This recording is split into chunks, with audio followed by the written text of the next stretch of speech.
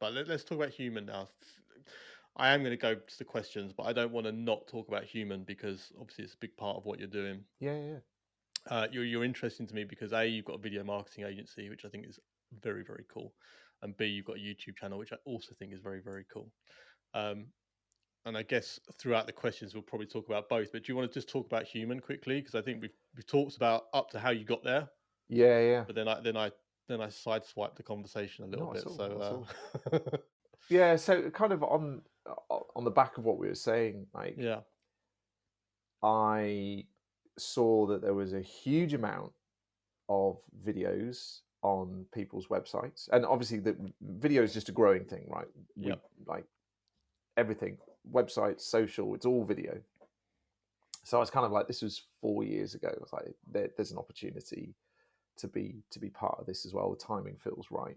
yeah, Um, but so much of it is either really stiff and corporate yeah, because people want to say exactly the right thing in a very controlled manner, yep, or you've got a videographer who is brilliant at making stuff look sexy. Um, I think I remember seeing a Bentley advert that was just beautifully shot. And I'm like, boring. this is boring. Like once Yeah, I've seen the car, I go, oh, that's a nice car. Then I'm like, okay, like what? Why else would I carry on watching this? Like it's just So so stuff. What I was seeing was that video agencies talk so much about their equipment, yeah, and their show reels are all very fancy looking, but they lacked a lot of depth. They lacked story. They lacked real connection.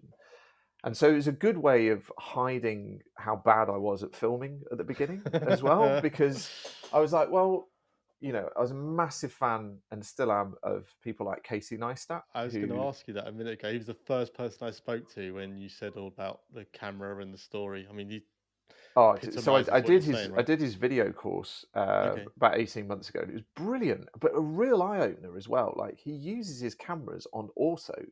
Yeah. Like he's not like dialing in all these settings and shooting it in raw. He's like, turn it on, film.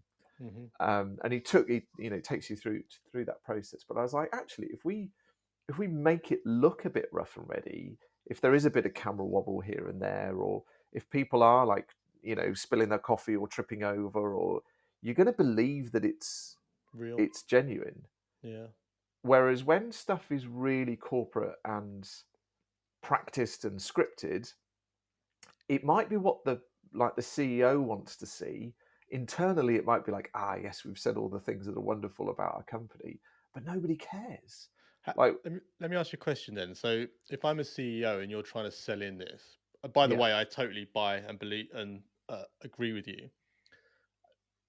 I guess it's a two-part question: is how do you communicate that to them because they have this perception in their mind of what they think a corporate video should look like? yeah. And the second part is, have you seen a trend in the last 4 or 5 years where people are coming round to your way of thinking more? Yeah, definitely. So in answer to your second question, yes, I think it's growing. But in answer to your first question, I guess there's two ways. I mean, I've come from a sales background, and I think when somebody is, when you can see their eyes are lit up and they're if I'm in a room and I'm getting really excited about an idea, then people kind of want to get on board with that. But I'd probably use an example.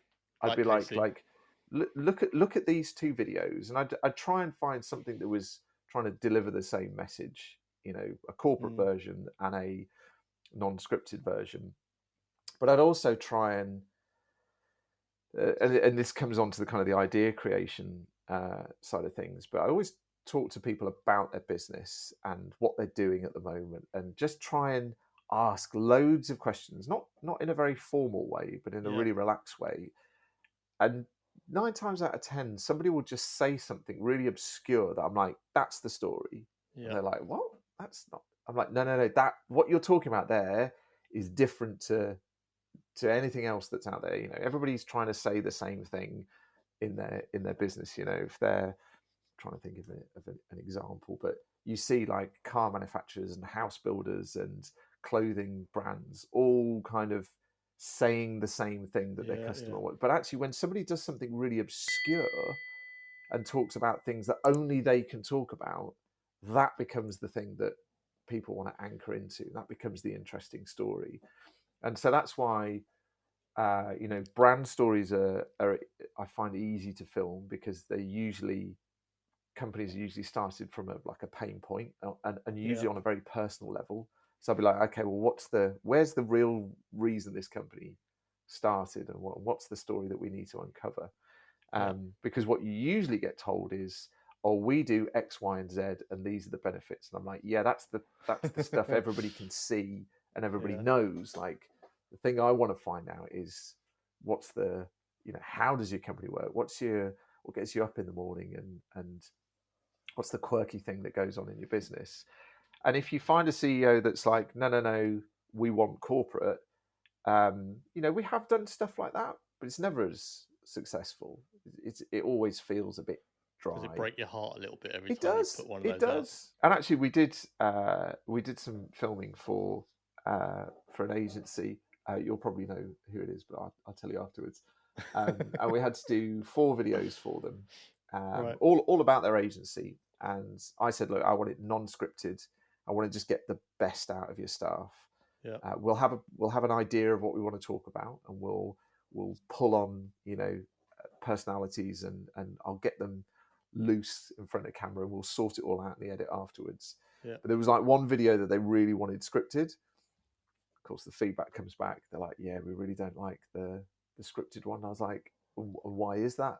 They're like, it was beautifully shot, and it's sort of, but it just sounds scripted. I'm like, it's because it is. It's because it is scripted, and this was my point. They're like, oh, we love the other one because that's like really fun, and we get to see who. I'm like, there you go. So, do you know what, I was before you told that story, I was just going to ask, have you ever had pushback on your style, but then they've seen the finished result and actually glad they did it? And I no, I guess that's think a when good you get to the example. point of somebody committing to spend money with you, they're on board Yeah. already. I don't think they always fully understand the process. I've had, like, early days, I've had customers. My first kind of big customer, we were filming on a housing development up in Scotland, and the sales and marketing director was like, "Are you filming?" And I was like, so that was a really good signal to me. It was almost like, oh, they're so unaware of Yeah. what's going on, but I was following them around with the camera, and I was like, well, I am, but just some bits. So you just carry on. And actually, it was a really lovely, natural conversation that I was like a fly on the wall. Yeah. And then when they watched it back, they were like, oh, that's really good. And it ended up being a video that they used as, like, it recruited loads of people for them, because they were like, oh, that sales and marketing director looks like a really nice person to work for. Yeah. And I was like, oh, there you go. It's because they People see love real behind the people. scenes, don't they? Exactly, yeah. Yeah. I think it's way more interesting than your sort of corporate BS that you want to peddle to people. So yeah, I always try and convince people that that's the route to go down. It also makes filming a lot easier for Yeah. them and for us. Well, maybe not for us all the time, because we've got to be ready to go to capture those moments. But it makes, like, people do not like being in front of camera. They No. just don't like. I don't like really being in front of camera. I find it hard. And so if I'm doing it every day and I understand the process, like, to get like an accountant to talk in front of a camera, Well, like, it's a bit it's a big It's a job. bit like when we started this, and one tip I'd got from starting a podcast, a video podcast, is don't say to your guest, "Right, now I'm going to hit record and then we'll start," because it immediately puts that guest under a bit of pressure. And like, Yep. So like I did with you, and I've done with every guest, is I hit record like 3 or 4 minutes before we start actually doing it properly, Yep. because the hope is, and I guess the same for you, the hope is that you've forgotten you're being recorded, and it's just a conversation. It's exactly that, and I do the same thing. So certainly when we're doing like sit down interviewee stuff, and people are nervous, Yeah. we actually hit record before they even come in the room. So we'll get the camera all focused and ready, lighting up, and I'll be like, oh, cool, just sit over there while Nick's sorting stuff out, and I'll just start chatting to them. And it almost means they can't change their personality then, Yeah. because there's no break, of hitting start. I'm like, oh, cool. So, Yeah. and then they're like, you recording, right? Yeah. So it's a good technique.